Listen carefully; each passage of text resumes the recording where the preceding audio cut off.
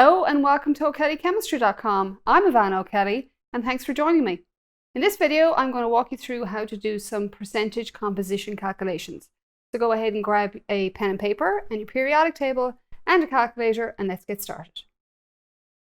So we'll start with the definition for the percentage composition. So it's going to be the mass of the element in the compound divided by its total mass multiplied by 100. So here's our first question. Calculate the percent by mass of each element in KBr. And KBr stands for potassium bromide, which is an ionic compound. So obviously we're going to go ahead and find the molar mass for each element using the molar masses from the periodic table. We'll multiply it by the number of atoms of each element present.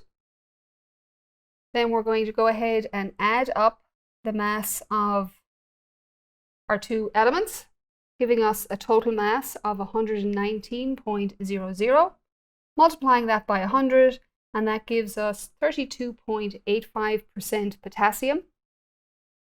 And then our 79.90 divided by 119.00 times that by 100, giving us 67.15%.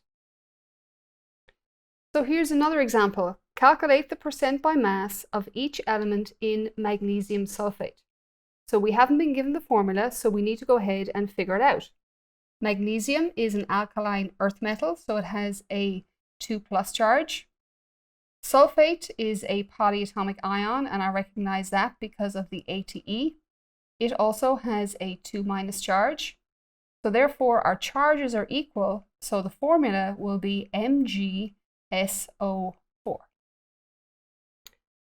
So I really like having a table. It helps me solidify and clarify the information that I need. So I would strongly suggest that you make yourself a little table as you're doing these calculations. So we're writing the mass of each element, its molar mass from the periodic table. We're timesing it by the number of atoms that are present. And then we're going to go ahead and add up our 64.00, our 32.01, plus our 24.31. And we will be dividing that into the mass of each element. So our total mass worked out to be 120.32 grams. Sulfur is 32.01 divided by 120.32.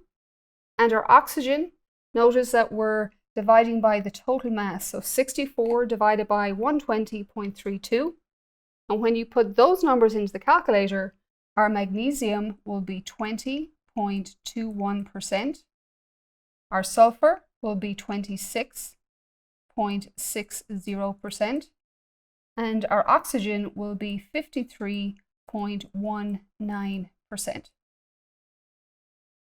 And if you add up these three percentages, you should get 100. So 100%. Next is calculate the percent by mass of water in copper 2 sulfate pentahydrate. So here we have an ionic compound with 5 water molecules, and this dot here means that the water molecules are attached to each of the copper sulfate ions.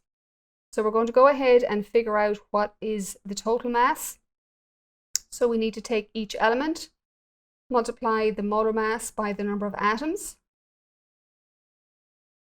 So for our water, we're taking our molar mass of water, which is 18.02. So 2 hydrogen plus 1 oxygen, timesing that by 5. And that's going to give us 90.10 gram. Our oxygen, 16 times 4 is 64.00 grams. Our sulfur is 32.01 gram, and our copper will be 63.55 grams. So we're going to add all of those up together, and that's going to give us our mass of our hydrate, which is 249.66 grams of our copper sulfate .5H2O. And then on top, we want to put our mass of only our water. So that will be 90.10 grams, which represents the mass of our water. And when you put that into the calculator, you're going to end up with 36.09%. So we take the mass of our water, we divide it by the total mass, and we multiplied it by 100.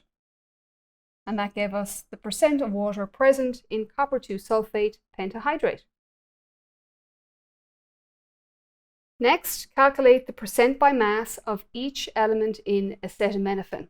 Now, we don't have the actual formula for acetaminophen, but what I do have is I have an actual model of acetaminophen. And on the board here behind me, I've listed out all of the elements that are present. So what we're going to do is we're going to count each of the atoms that are present. Let's move Molman out of the way here. So carbon is black, and we'll count them 1, 2, 3, 4, 5, 6, 7, 8. Our hydrogen is 1, 2, 3, 4, 5, 6, 7, 8, 9. Our nitrogen is blue. We see that we have 1 nitrogen. And our oxygen, if we look at it here, we see that we have 2 atoms of oxygen. So they are the number of atoms that are present for each element present in acetaminophen. So let's go ahead and use that to figure out what is the percent by mass for each element present. So we'll write our formula up here on our screen. So we have C8H9NO2. So we'll make our chart here. Carbon, hydrogen, nitrogen, and oxygen. We'll take each element present, we'll times it by its subscript. And then we'll add all of those numbers up together. So we're going to add our 96.08, our 9.072, our 14.01, and our 32.00. And that's going to give us 151.16 grams. And then we'll take each of our masses for each element and divide it by our 151.16. We'll do that for hydrogen. We'll also do it for nitrogen. And we won't forget oxygen. So our masses for carbon, when we run those, will be 63.56%. For our hydrogen, we're going to end up with 6.00%. For our nitrogen, we will have 9.27%. And for our oxygen, we'll end up with 21.17%. So what we've done, just to review, is we've taken the number of atoms of each element present. We've multiplied it by our molar masses.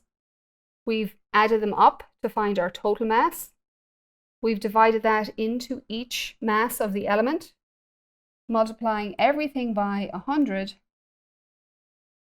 And that's how we figured out what was our percentage for each element present in acetaminophen. So now here I have one for you to try by yourself. So I would encourage you to go ahead and pause the video. You're using your subscripts of each element present to determine the number of atoms of each element present in the compound, multiplying them by the molar mass. And let's see what we get.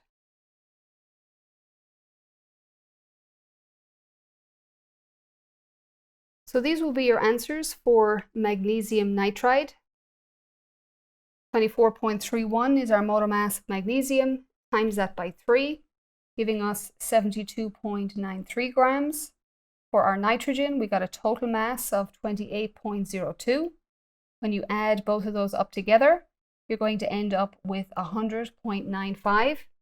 You're dividing that into each mass, multiplying it by 100, giving you the percentage of each element present in your compound.